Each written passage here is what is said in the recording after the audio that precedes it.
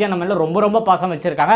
தமிழ்நாட்டிலே பொறுத்த வரைக்கும் மதுரையில் மட்டும்தாங்க ரொம்ப வெறித்தனமான ஃபேன்ஸ் இருக்காங்கன்னு சொல்லலாம். ரீசன் என்னன்னா, நான் நிறைய பார்த்துருக்கேன். நம்ம பனையூர் ஆஃபீஸ்லாம் போகும்போது மக்கள் இயக்கமாக இருக்கும்போது நிறைய பேர் மதுரையிலேருந்து வர நண்பர்கள்லாம் பார்த்தீங்கன்னா அவ்வளோ இதுவாக இருப்பாங்க. எல்லார் கையிலும் தலைவரோட முகம் இருக்கும். அவர் பேர் பச்சை குத்திருப்பாங்க. ஒரு நண்பர் நெஞ்சில் பச்சை குத்திருக்காரு. அந்த அளவுக்கு பார்த்தீங்கன்னா வெறி கொண்ட ரசிகர்கள் அங்கே தான் இருக்காங்க. ஸோ அவங்கெல்லாம் பார்த்தீங்கன்னா அவங்க மண்ணுக்கு மதுரைக்கு நம்ம தலைவர் வர்றாருன்னும் போது அவர் விடுவாங்களா?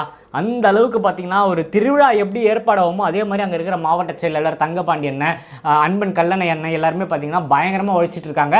ஸோ ஆகஸ்ட் 25 எனக்கு தெரிஞ்சு தமிழக அரசியல் மட்டும் கிடையாதுங்க, தமிழ்நாடே மறக்க முடியாத நாளாக இருக்க போது.